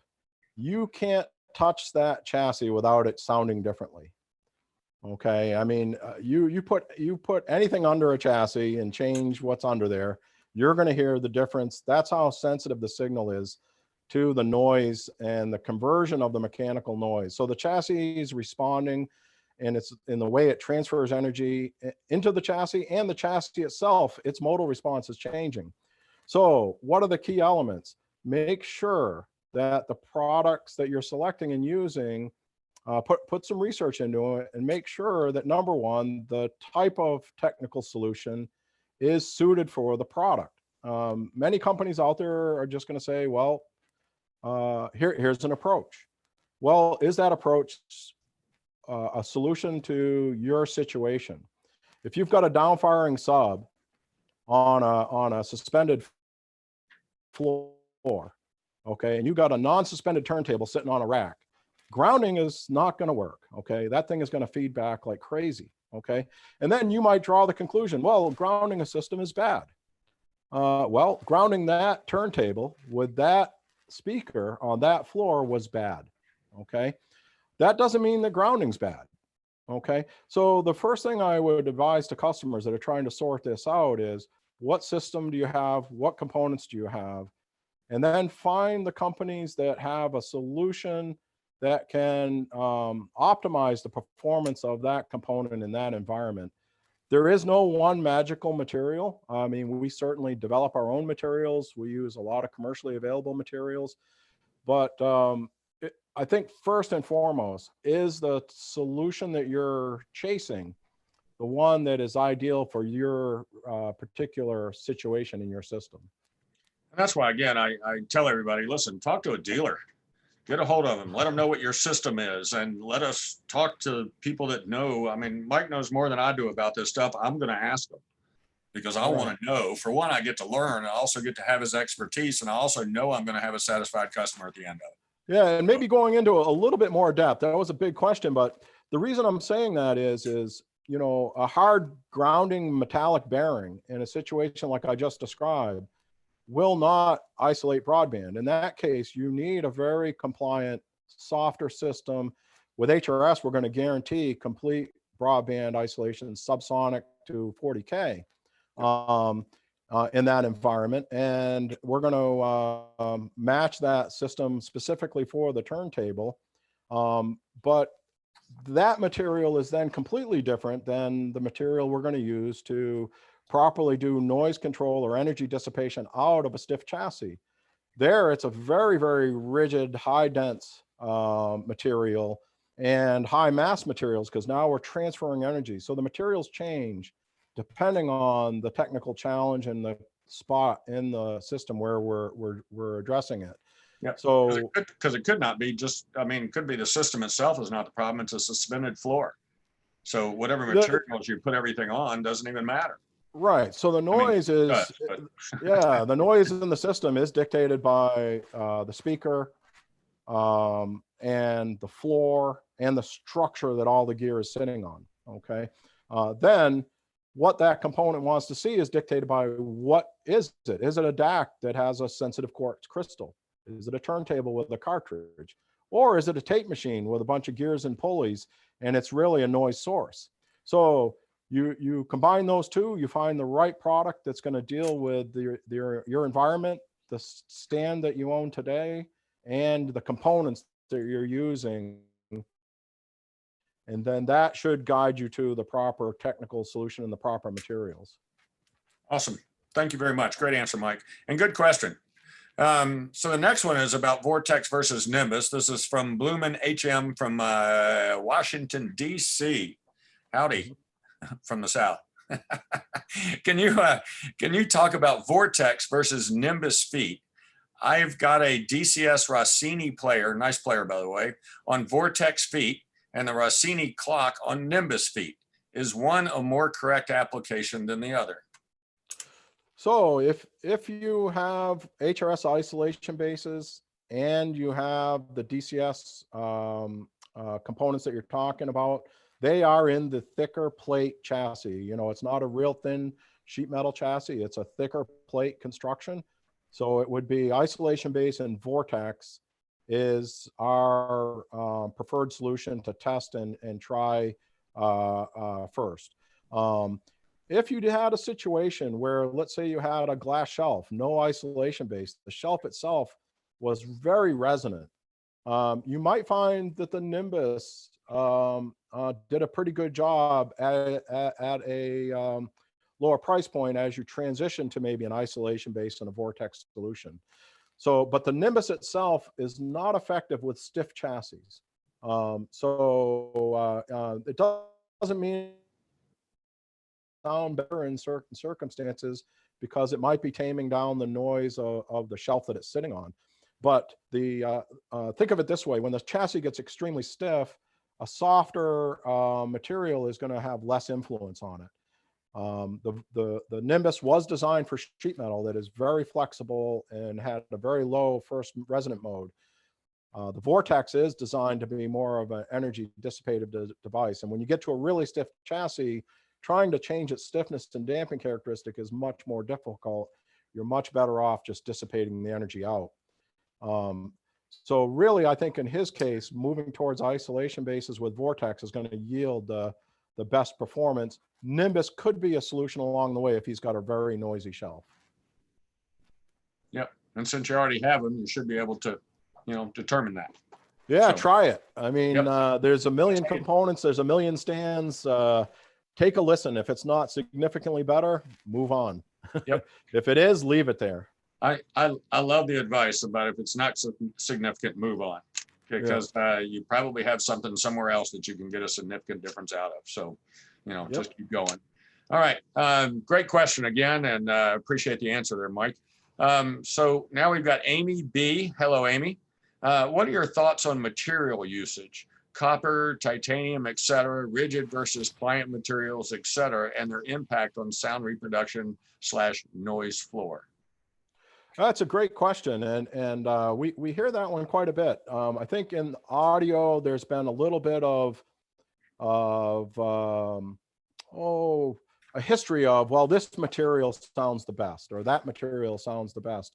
In my opinion, it's how it's executed as a system. So, where an engineer is taking advantage of the heat transfer of copper, and he understands its resonant characteristics and properly controls it, you can do a very good job with copper. On the other side, I've seen companies do a very nice job making maybe a cover out of thin acrylic.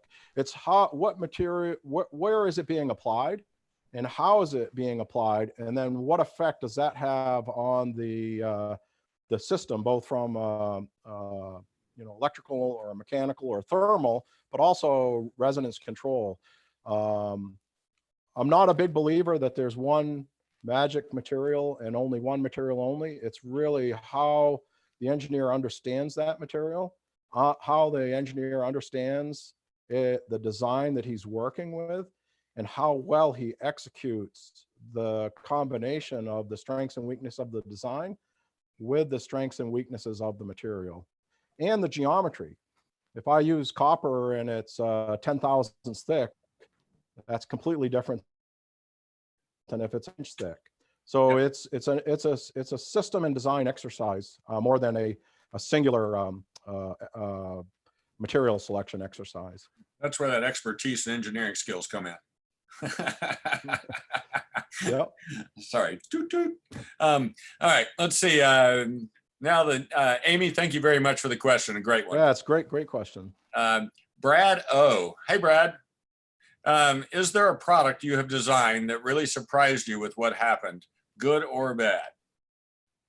Yeah, That's a great question. I'll actually give you two, a good and a bad. You know, when we started seeing the very stiff chassis, and they became very prevalent, we felt that the Nimbus was not optimal.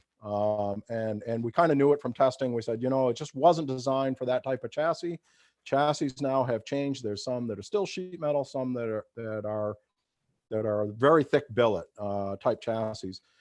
So when we started down that path, we had an approach for dissipative, and then we actually ended up patenting that we had control over the interface between the chassis and the dissipated device, and we had control over an internal material that would channel the energy on a long path and dissipate it. And we played around with that combination, and surprisingly, it was almost like, okay, it's almost like the analogy of, okay, the turntable doesn't have a chassis problem. When we took those stiff chassis, put them on the Vortex with an isolation base, we got to hear everything the isolation base was doing, because we were really getting rid of that chassis noise. And the Vortex became everything we had hoped for and more. It was one of those moments where you could just hear everything that was going on in the system. Wow. And the clarity and the speed and dynamics. It opened up a new frontier for us. So that was one where we knew we needed a new product, but the results were beyond what we had really anticipated we could achieve with it, and opened up, I think, now a new frontier of where we can get a system, how we can get a system to perform. And again, it's not for every chassis. You know, the engineer might have spent a ton of time working out the chassis. You might not need anything at all, but where you have a sheet metal chassis that is responding to the energy in the room, the Vortex was, I think, more than we had hoped for. VXR, I'll just throw a quick word in there. That was a revelation as well. We thought we had taken reference level stands with the MXR to new heights, but the VXR, when we just added that much mass and stiffness, the performance level was just stellar, and is more.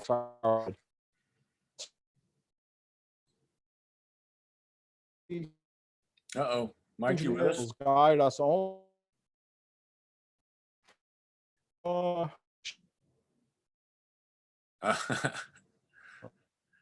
Having a little technical difficulties here. We've overgone the bandwidth of the world. Somebody get off Netflix. There you are. Am I back yet, or yes, not? You are. You are back now. Okay, sorry about that. Yeah, That's I did right. say my internet was unstable for a second. Yep. So yeah, didn't want me to tell you about the bad stuff.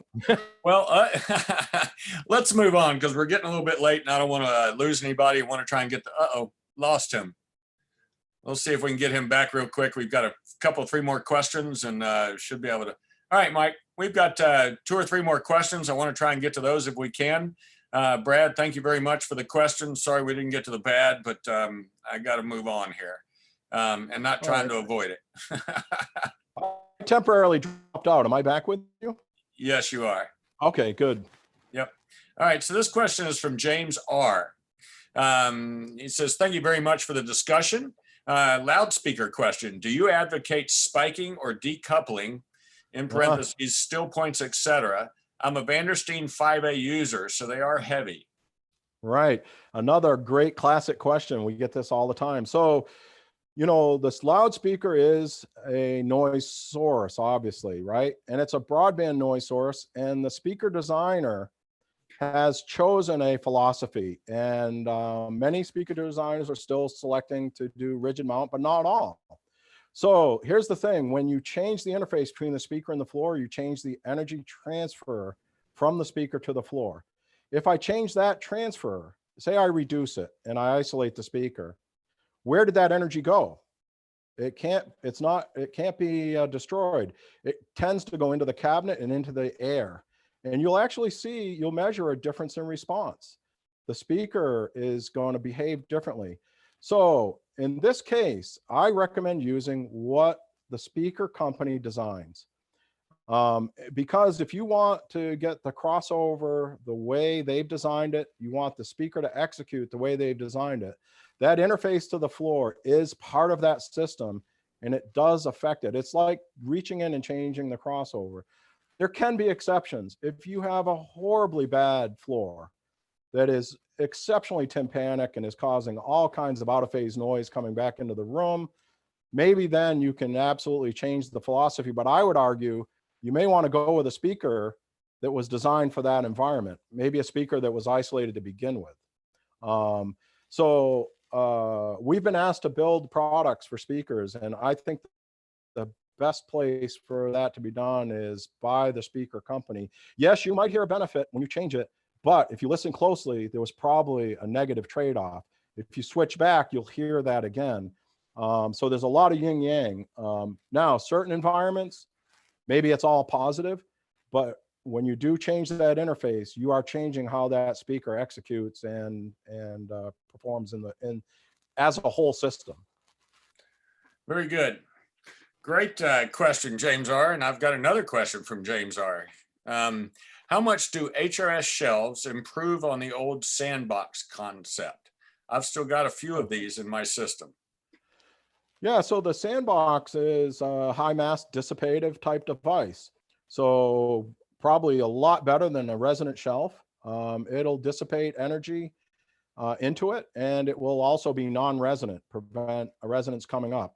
It won't do broadband isolation. So if that entire stand is moving globally at low and mid-band frequencies or even high frequencies, that sandbox is going to go for a ride with it, okay?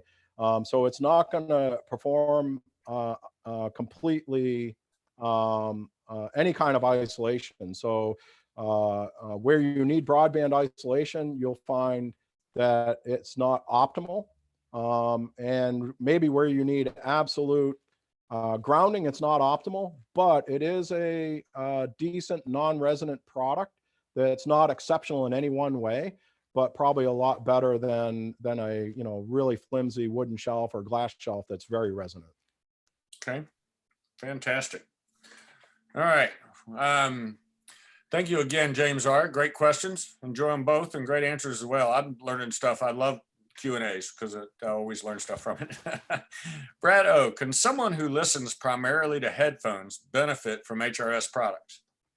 That's an excellent question and something we've been spending more and more time with. And we're actually working with some of the companies designing digital and analog products for headphones. The answer is yes.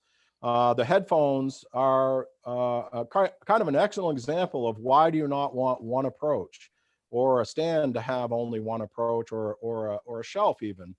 A headphone device is not being listened to with speakers, okay? It's mainly, the noise is probably mainly within the unit itself. And therefore, our G-series footers, we've been using very successfully in listening to different headphone systems, and they provide that dissipative, energy dissipative path and a non-resonant plinth that does improve headphone systems. The great thing about HRS's approach is, say you sell the headphone preamp and you buy a turntable and a pair of speakers, you can convert the HRS base from being optimal for a headphone preamp to a phono preamp for a turntable or a turntable itself. So yes, it does make a difference what those devices sit on. You can hear the environment is extremely quiet. The headphone acoustical issues are minimized. You can hear everything going on in the circuit, and you will hear a difference when you listen to that headphone system on different devices. Fantastic. Thank you for the question, Brad. That actually was pretty great. I'm sure some others were wondering that as well. So, all right. So Bloom and HM again, thank you very much. I believe from Washington, DC. Would you ever consider moving the HRS label from the bottom of the isolation bases to the back so that you can read it after you've put it in your system with a component sitting on it? That's a very good question. We did take and move the load range information to the back so that you can tell what load range the base was set up for and what type of footer system is on the base, because it is a pain to reach under there and see it. Because the tag has got serial numbers and it has a lot of tech information. We don't like it on any of the surfaces. We actually like the backs of our stands to be as beautiful as the front. But I understand the desire for ease of reading, and it's something we've thought about and considered. And right now we've only taken the step to identify the setting that the base is set to, and not all the manufacturing information such as the serial number. Okay, fantastic. He sounds like he might be a dealer. And welcome here. All right, so we got one last question from Brad O. How would you recommend audiophiles, music lovers, and potential customers to get started with HRS? Boy, I would say pick a system you love, and contact if you're a customer, your dealer, or HRS. Discuss that system and take one point in the system and implement one of our products and listen to it. We can talk about this all day long, but the most important thing is to test your system and listen to it. You don't need to build an entire reference level audio stand. You can do a very simple component level solution. So pick one component in your system and get some consulting on that, and take that approach, and you'll get a good introduction to what improvements can be made in the system. Awesome. Yep, I think it's amazing. I tell folks whenever we loan these things, which we love doing, I normally try and send them out with a shelf, and then shall we say either some Nimbus couplers or any other devices they might need in that regard, the Vortex, depending again on chassis. But and then trying it on different things, just move it around, put some effort into it, and it's pretty amazing. And I always am very willing to go out and do that as well. So let's see, last minute question. Chris, do you have one? Mr. Corey L. If someone wanted to test the waters with one of your bases platforms, what component do you feel shows the most benefit? The one you listen to the most. So Start with low-level sources, and then whichever one you listen to those of the most, start there. Yeah, absolutely. I think it's going to be effective on digital or analog. And whatever your source is, if it's a computer source and you have a DAC, start with the DAC. You can even, if you've got power units that are the source to the source, that's a good place to start. But when customers ask me, hey, where should I put my resources? I always tell them, start where you're listening the most. That's where you want the most benefit. And the source would be the first place. That doesn't mean that when you get to the amp, the improvements there may not be as significant or more significant. What it means is signal loss cannot be retrieved. So whatever source you're listening to the most, start there and then work down the chain component by component to through the rest of the system. Yep, get rid of the noise at the beginning and have a cleaner item for the next product to use. Yep. Yeah, that doesn't mean that we haven't gotten many calls where we've told people that and they said, yeah, but my amps are sitting on a rug. I got to get them off the floor. They buy an amp stand and they love it. So it's a rule of thumb, but not necessary. Well, many years ago, we were doing the Exponent show here in Atlanta, and I was showing with a bunch of folks, Vandersteen Audio Research and that kind of thing, and they were working with you, and I was not at that time. This was well over 10 years ago, probably 15 or so. But anyway, Mike was kind enough to come by the showroom, and I told him, well, those are crazy expensive. There's no way in the world I'll do that. And at the end of the day, I wrote him a check because it just basically, it was amazing. We took literally one product, an amplifier, put something else on the floor. And it was because I had my amplifier on the carpet at that point. And we took one shelf, put it underneath it, and it was just night and day. It took another monoblock, put it on top of it. You could actually tell the difference between the two sides. Then we just basically bought a preamp, put it on the floor on top of one of his bases. And then we actually put all that in the audio stand. and it just made a whole nother level of difference. So I tried hard not to believe in you. But it was not possible. Yeah, that's okay. Yeah. So I know that there are many of us out there that do not see this as viable, and I was one of those. And all I can say is through my 35 plus years of experience in the industry, there have been a lot of things that have hit me that way, and things that I didn't expect, and things that I absolutely solidly stand behind. And I will tell you, HRS is one of the biggest noise reducers in the building. If you want a solid platform underneath and you want to really get the best sound that's possible, I don't know of another company that can put that out there. So I want to, for one, thank everybody for coming in today.